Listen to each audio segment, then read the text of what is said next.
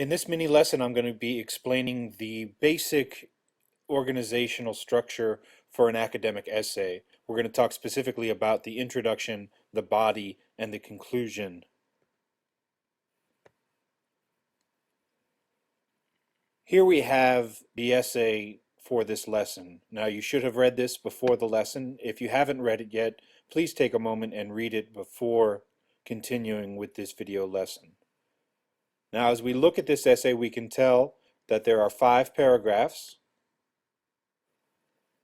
and these 5 paragraphs can be broken up into 3 parts. The first is the introduction, and that's just usually 1 paragraph. The middle section is the body. The middle 3 paragraphs make up the body. And the last section is called the conclusion. And like the introduction, the conclusion is also just 1 paragraph.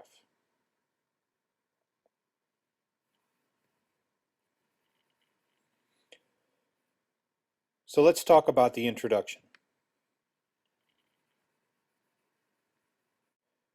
It's common for an introduction to include some background information or important definitions that are relevant to the topic. But there are 2 elements that must be included in all introductions. The first is what's called the opener. The opener is the first sentence of the essay. The purpose of the opener is to both get the reader's attention as well as let the reader know what the topic of the essay is going to be. The second element of an introduction that must be included is what's known as the thesis statement. The thesis statement is the heart of your essay. The thesis statement gives the main idea of the entire essay.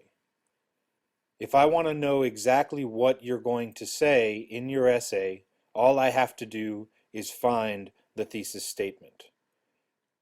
And the thesis statement will end the introduction. It's usually in 1 or 2 sentences, and the idea of the essay is usually broken into 3 parts.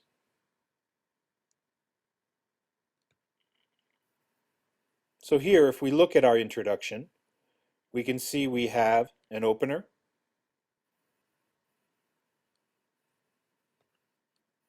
some background information, and our thesis statement. When you look at the thesis statement, you can see that the idea of the essay is broken up into 3 parts. We have family history, psychological outlook, and social pressures as our 3 parts. Now let's talk about the body. As you can see, the body is the middle section of an essay, and in this case, it's made up of 3 paragraphs.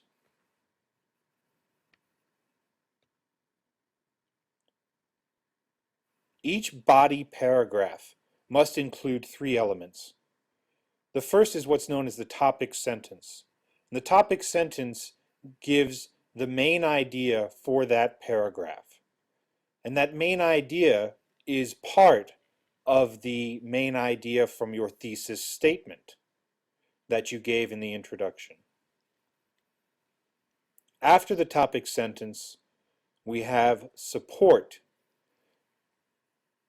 These are details and explanations and examples that help to clarify or prove your main idea for that body paragraph.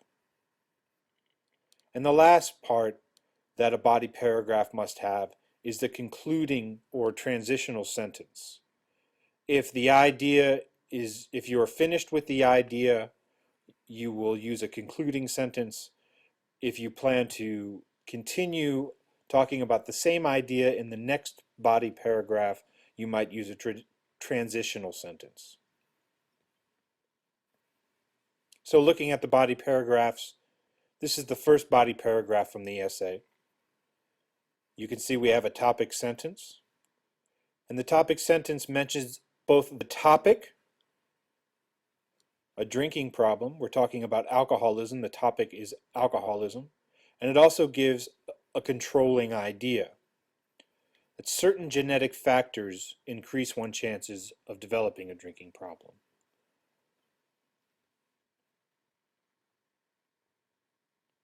The middle of the paragraph is the support for that idea.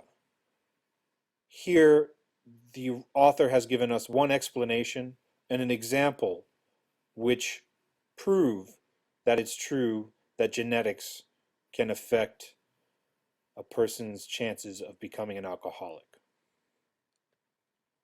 And finally, there is a concluding sentence.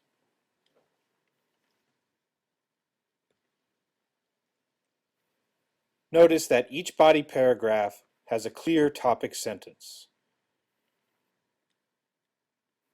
Even though in the third paragraph, it's not the first sentence, it does occur early in the paragraph.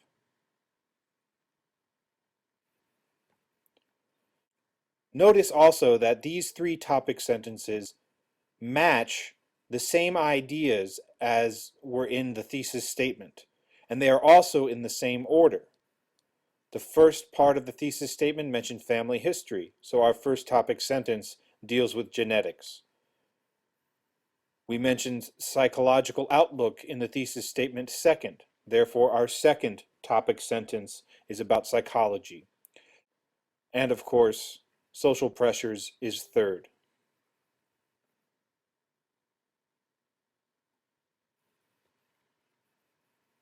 Finally, we have the conclusion.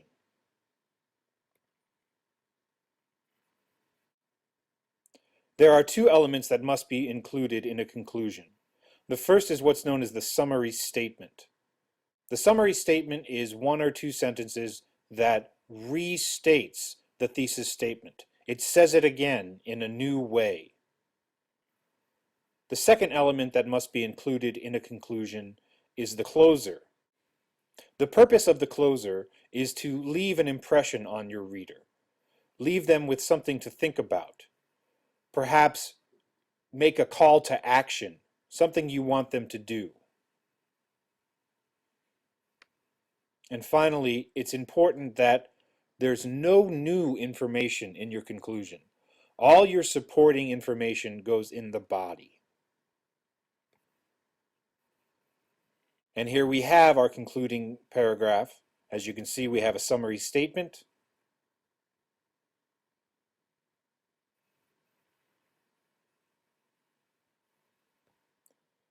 and the closer.